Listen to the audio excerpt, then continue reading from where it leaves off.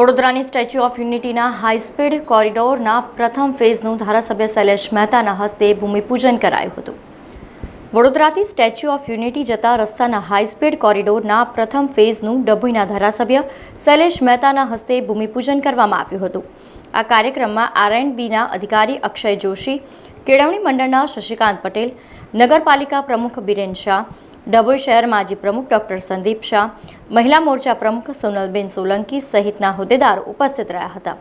જ્યાં 381.86 કરોડ રૂપિયાના ખર્ચે વડોદરાના કપુરાઈ ચોકડીથી લઈ Garudeshwar junction statue of unity સુધીનો રોડ હાઈસ્પીડ કોરિડોર તરીકે વિકાસ કરવામાં આવશે।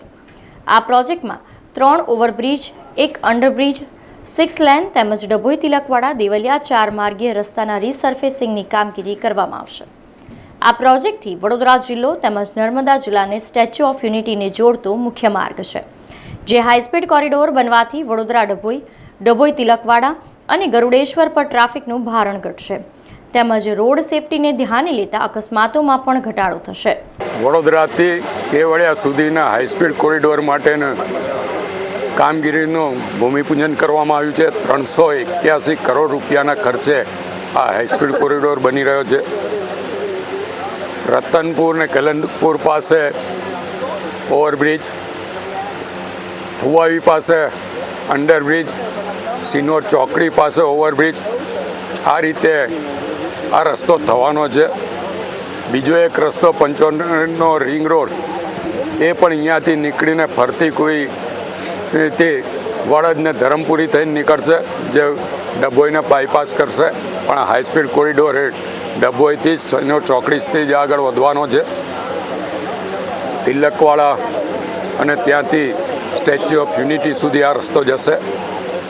હું આ તબક્કે સરકારનો આભાર માનું છું કે આ રસ્તાઓ થવાથી લોકોને અવર જવર માટે જે સમય હતો એ સમય બચશે, સાથે ઈંધણ એટલે કે પેટ્રોલ ડીઝલને પણ બચત થશે।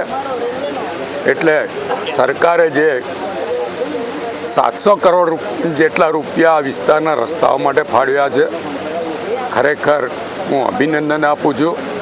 અને અહીંયા આવીને જ્યારે ડભોઈને દરબાવતી બનાવવાનું કહ્યું હતું, એ પ્રમાણે ડભોઈનો આર્થિક, સામાજિક તમામ સ્તરે વિકાસ આગળ વધી રહ્યો છે અને દરબાવતીની જે જલાદી હતી એ ફરીવાર લોકો જોઈ શકે એવા આયોજનો અહીંયા આગળ કરવામાં આવી રહ્યા છે।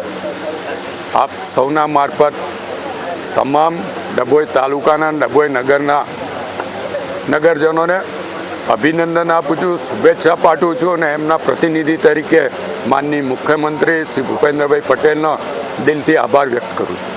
સમાચારોના સતત અપડેટ માટે TNN ન્યૂઝને YouTube પર સબસ્ક્રાઇબ કરી બેલ આઇકોન પ્રેસ કરો અને અમારી સાથે જોડાયેલા રહો Facebook, Instagram અને Twitter ઉપર।